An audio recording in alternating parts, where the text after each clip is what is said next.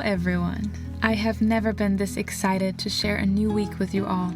My last days have been some of the best of my life probably, because we drove into the mountains to go camping. We were so removed from everyone and everything, and this has been one of my favorite summer memories already. Paul and I celebrated 5 years of being together, and instead of going out to dinner, we planned a little vacation just an hour into the countryside.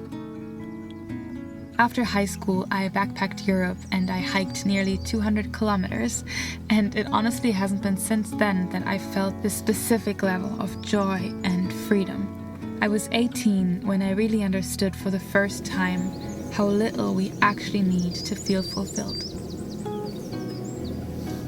Tired, so happy.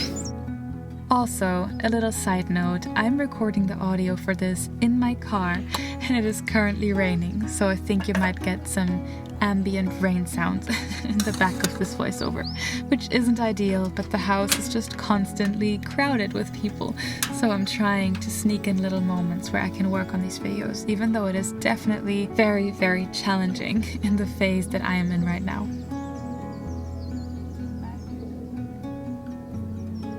Guys, I just loved this pace of hiking, setting up a tent on the trail, eating simple food, being on campgrounds, being in silence with the surrounding world and just to pay attention. I think in our regular everyday lives, we live detached from our surroundings. There's so much artificial light and sound around us at any given moment, and my favorite part about being outdoors is feeling truly present with what I see and hear and feel. I don't know if many of you can relate at all, but there's a part of me that almost doesn't feel alive when I am working in the city or spending too much time inside, and then I feel this tugging in my chest that just pulls me outside, and I think this desire is a little bit greater than the average person that's just enjoying a city park or a city garden. I often just want to be in complete wilderness and not hear a single car in the distance and not hear a single person's voice. I don't know if that's weird or if you might be able to understand what I mean. Obviously, most of my life does not look like that, but I try in many small ways to get closer to this feeling. Often, it's not the big changes and the dramatic shifts in lifestyles that we need, but the feeling we're actually looking for. For instance, I just dream of peace and silence and true rest, and for the most part, that doesn't require me to build an off-grid home in the mountains or anything like that. It simply asks me to slow down, to go into my backyard, to look at my seedlings, turn off my phone, and drive somewhere nice.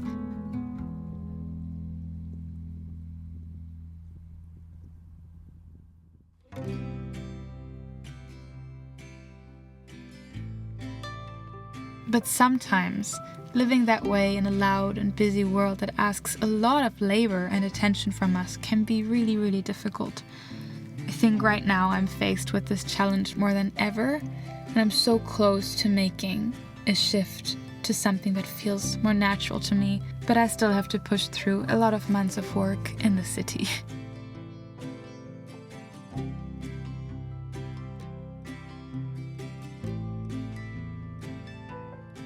I'm now living in Ireland for 2 months. It's been 8.5 weeks since emptying my city apartment, and while things are far from perfect or completed, I just returned from the bank, making my final payment of German taxes, and now all those financial hurdles of moving countries are finally behind us.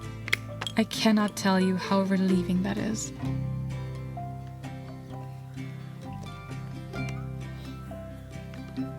This is so bad.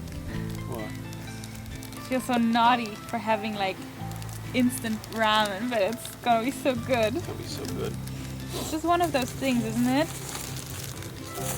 Yeah, instant ramen is. You don't have it often, and then when you do, it's just awesome. I think even Gordon Ramsay likes instant ramen. You think Gordon Ramsay likes instant ramen? Yeah. Oh, we have different flavor sachets. Do we? I don't have one of these. What do you have? We have everything, but I don't have one of these. Oh. Oh no, I do. It's underneath my. underneath my noodles. But with this beautiful change, there have been a lot of new feelings as well, some of which I have been anticipating before moving. While all my friends remain in my life, obviously, I have to somewhat start over. I was always lonely as a kid. I had friends, or rather a friend, but it was so difficult for me to find like I belonged in any sort of group in my hometown. And I mostly felt like I was just floating around, trying to find my place.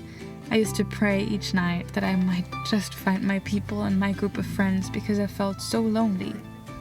I always spent a lot of time on my own, and I was the cliché introvert and homebody at times, which is why I moved out and overseas so young. I think a lot of that came from my experience as an immigrant and being asked where I was from nearly every single day of my life.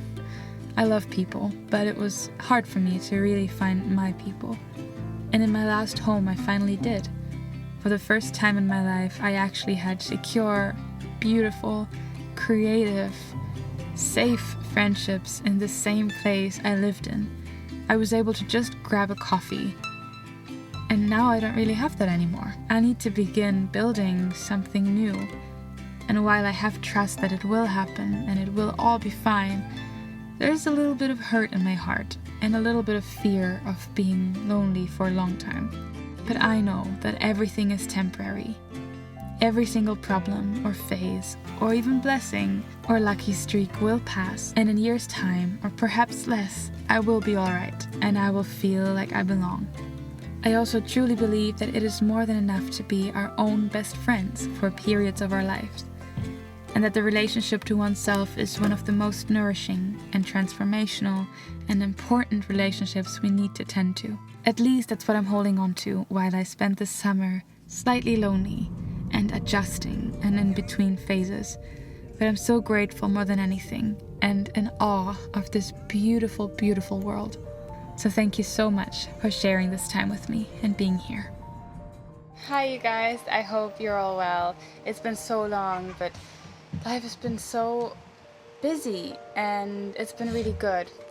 But I think I just had to accept that my plan for this year, or my goal of filming and editing a video a week, just wasn't realistic. So I think it's been like 3 weeks since the last video came out, and I'm so happy to finally talk to you again, because making these videos is such a, I don't know, it's such an important part of my routines, because it makes me feel like I'm witnessing my life more and I'm more present with the things I do, and it's like this itch scratched when I get to capture the things that are happening to me in life. And the last while has been really good.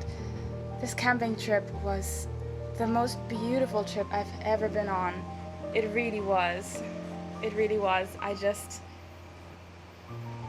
just made me realize how much I love the outdoors and how singular that feeling is when you're just disconnected. And there was so much silence and just being present with what I'm hearing. And it was this crazy contrast to my life in the city, where currently I have to travel into town every day to work, which is great. I'm grateful I get to work, obviously, but I felt so much more like myself when I was camping. And I don't think it was just because I wasn't working and I had time off. I felt really, really like myself. I felt really at peace, and I could just feel my nervous system was at peace. And it made me a bit sad to be back and feel so overwhelmed and so overstimulated, but I know that I still have a good while of navigating city life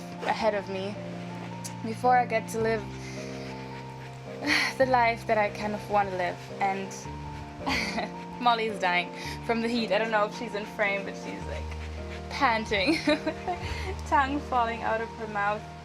Oh my gosh, it's so warm. It's really, really, really, really hot today. But I wanted to talk to you to finally get this video up, because I'm traveling again. I'm traveling home to Germany in a few days, and I really want to finish this and upload it. But yeah, I'm in this weird spot where camping made me realize how much better I feel with a simple life honestly, even sleeping in a tent and cooking on a single little gas cooker, like, it made me feel so happy and content and like seriously like joyful and ecstatic to be in nature. And I felt all those feelings of being alive and things that don't really feel in my everyday. And I guess that made me a little bit sad, but I'm just seeing it as this like compass, this roadmap that I have for the things I really need in life and the things I want to achieve, and it's like giving me this direction that I want to go down. So I'm trying to make city life as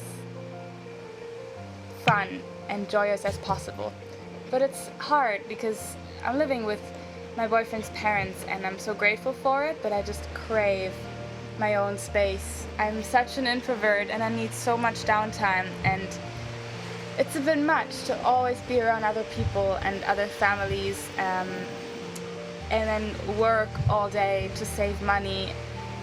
It's a lot going on, and when we were out in the mountains, I felt so at peace just with myself and Paul and the silence and the space, and yeah.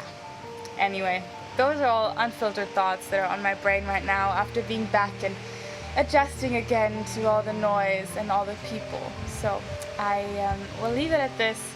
I hope you're all having a beautiful day. I also will leave you with a book recommendation because I went thrifting and I found the most amazing novel. It's called The Behavior of Moths, and I'm just a third or so in, and I'm really enjoying it.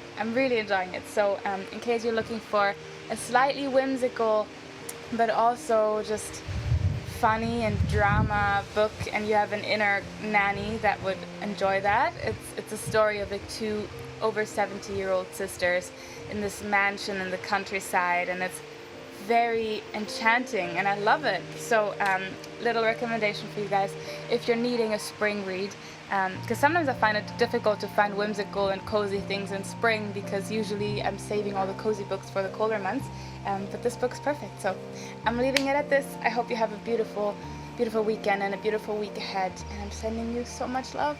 I'll see you soon. Bye bye.